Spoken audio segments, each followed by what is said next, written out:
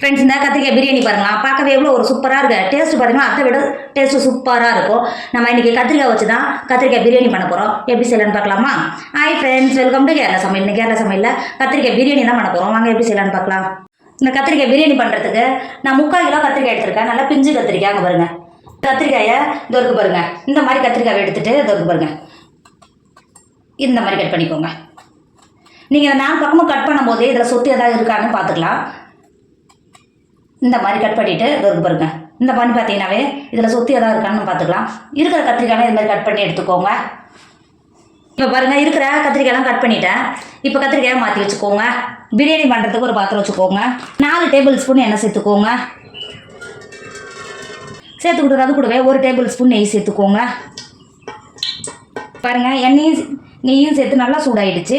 நம்ம ஏற்கனவே கட் பண்ணி வச்சுருக்கோம்ல கத்திரிக்காவை மேலே தெரிக்காமல் மெதுவாக உள்ள சேர்த்துக்கோங்க.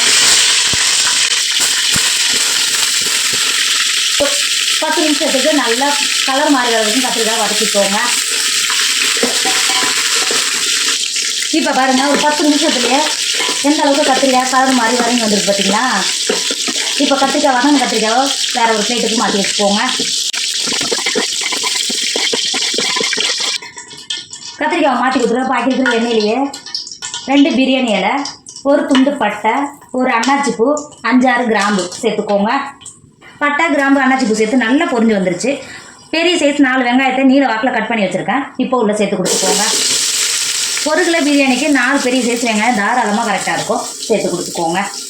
சேர்த்து கொடுத்துட்டு 7 பச்சை மிளகாவை நடுவில் கட் பண்ணிட்டு எடுத்து வச்சுருக்கேன். இப்போ சேர்த்து கொடுத்துக்கோங்க. பச்சை மிளகா சேர்த்து கொடுத்துட்டு 1 டேபிள் ஸ்பூன் உப்பு சேர்த்துக்கோங்க. உப்பு சேர்த்துட்டு வெங்காயம் வதங்கும் போது இஞ்சி பூண்டு பேஸ்ட்டு சேர்த்திங்கன்னா வெங்காயத்து கூடிய நல்லா வதங்கி பச்சை வாழையெல்லாம் போயிடும். 2 டேபிள் ஸ்பூன் இஞ்சி பூண்டு பேஸ்ட்டு சேர்த்துக்கோங்க. இஞ்சி பூண்டு பேஸ்ட் சேர்த்து வெங்காயத்தோடு சேர்த்து நல்லா வதக்கிக்கோங்க. இப்போ பாருங்கள், வெங்காயமும் பச்சை மிளகாய் இஞ்சி பூண்டு பேஸ்ட்டு பச்சை வடை போய் வெங்காயம் நல்லா வதங்கி வந்துருக்கு பார்த்தீங்களா? இப்போ இந்த ஸ்டேஜில் பழுத்த 4 தக்காளியை நீல வாக்கில் கட் பண்ணி வச்சுருக்கேன். இப்போ சேர்த்து கொடுத்துக்கோங்க. சேர்த்துட்டு தக்காளியும் சேர்த்து ஒரு 10 நிமிஷத்துக்கு தக்காளியும் நல்லா சாஃப்டாக வதக்கிக்கோங்க. இப்போ பாருங்கள், தக்காளியும் சேர்த்து எந்த அளவுக்கு நல்லா வதங்கி வந்திருக்கு பார்த்தீங்களா? இப்போ இந்த ஸ்டேஜில் நம்ம மசாலாலாம் சேர்த்துக்கோங்க.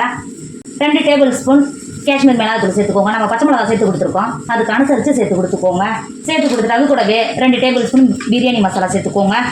சேர்த்து கொடுத்துட்டு 1 டேபிள் ஸ்பூன் கரம் மசாலா சேர்த்துக்கோங்க. சேர்த்து கொடுத்துட்டு ஒரு டைம் நல்லா கிண்டி கொடுத்துக்கோங்க. அளவுக்கு நல்லா கிண்டி கொடுத்துட்டு 1 கைப்பிடி அளவு புதினா இலையை பொடியாக கட் பண்ணி கழுவிட்டு தண்ணியை வடிகட்டி எடுத்து வந்திருக்கேன். இப்போ சேர்த்து கொடுத்துக்கோங்க. கூடவே 1 கைப்பிடி அளவு மல்லித்தழையை பொடியாக கட் பண்ணி வச்சுருக்கேன். இப்போ சேர்த்து கொடுத்துக்கோங்க. சேர்த்துட்டு ஒரு டைம் நல்லா கிண்டி கொடுத்துக்கோங்க.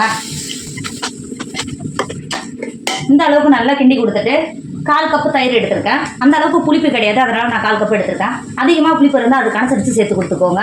அதிகமாக புளிப்பு இருந்தால் 3 டேபிள் ஸ்பூன் சேர்த்துக்கோங்க, கரெக்டாக இருக்கும். இப்போ தயிரை உள்ள சேர்த்துக்கோங்க. தயிரும் சேர்த்துட்டு ஒரு டைம் நல்லா கிண்டி கொடுத்துக்கோங்க. நம்ம சேர்த்த தயிர் மசாலாவோடும் சேர்த்து நல்லா நல்லா கிண்டி கொடுத்துக்கோங்க. இந்த அளவுக்கு கிண்டி கொடுத்துட்டு நம்ம ஏற்கனவே வறுத்து மாற்றி வச்சுக்கோங்கல்ல கத்திரிக்காவை உள்ளே சேர்த்துக்கோங்க.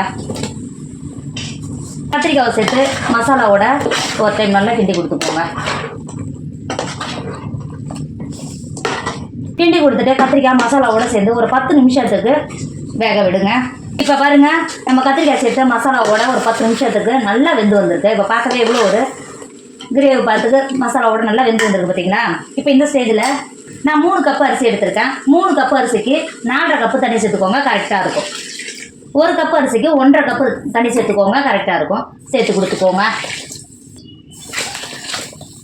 தண்ணி சேர்த்துட்டு ஒரு டைம் நல்லா கிண்டி கொடுத்துக்கோங்க. கிண்டி கொடுத்துட்டு இந்த ஸ்டேஜில் உப்பு எதாவது கரெக்டாக இருக்கான்னு செக் பண்ணிக்கோங்க. கிண்டி கொடுத்துட்டு மூடி கொதிக்க விடுங்க. இப்போ பாருங்கள், தண்ணி சேர்த்து எந்த அளவுக்கு நல்லா கொதிக்க ஆரம்பிச்சிச்சு பார்த்தீங்களா? ஜீரக சம்பா அரிசி நான் 3 கப்பு ஒரு 10 நிமிஷத்துக்கு முன்னாடியே சுட தண்ணியில் போட்டு ஒரு 10 நிமிஷம் நல்லா ஊற வச்சு கழுவிட்டு தண்ணியை வடிகட்டி எடுத்து வந்திருக்கேன். இப்போ அரிசியை உள்ள சேர்த்துக்கோங்க. அரிசியை சேர்த்து கொடுத்துட்டு ஒரு டைம் நல்லா கிண்டி கொடுத்துக்கோங்க. நான் 2 டேபிள் ஸ்பூன் உப்பு சேர்த்துக்கிட்டேன். நான் ஷூட் பண்ண மறந்துட்டேன். நீங்கள் செக் பண்ணிவிட்டு உங்களுக்கு டேஸ்ட்டுக்கு அனுசரித்து உப்பு சேர்த்துக்கோங்க. இந்த அளவுக்கு நல்லா கிண்டி கொடுத்துட்டு மூடி சாதத்தை 3/4 பாகம் வேக விடுங்க. இப்போ பாருங்கள், எந்த அளவுக்கு நல்ல முக்கால் பாகம் நல்லா வெந்து வந்திருக்கு பார்த்தீங்களா? இப்போ ஒரு டைம் நல்லா கிண்டி கொடுத்துக்கோங்க. தம் கட்டணும் அவசியம் கிடையாது, கரெக்டாக வெந்து வந்திருக்கு. ஒரு டைம் நல்லா கிண்டி கொடுத்துட்டு வேற ஒரு பிளேட்டுக்கு மாற்றிக்கோங்க. ஃப்ரெண்ட்ஸ் இப்போ பாருங்கள், கத்திரிக்காய் பிரியாணி சூப்பராக ரெடி ஆயிடுச்சு. இதோட டேஸ்ட் பார்த்தீங்கன்னா அந்த அளவுக்கு சூப்பராக இருக்கும். சாதம் எந்த அளவுக்கு நல்லா உதிரி உதிரியாக இருக்குது பார்த்தீங்களா?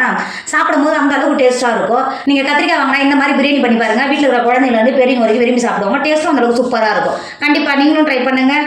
என்னோட வீடியோ உங்களுக்கு பிடிச்சிருந்தா உங்கள் ஃப்ரெண்டு உங்கள் ஃபேமிலிக்கு ஷேர் பண்ணுங்கள். மறக்காம கேரளா சமையல் சப்ஸ்கிரைப் பண்ணிக்கோங்க. தேங்க்யூ.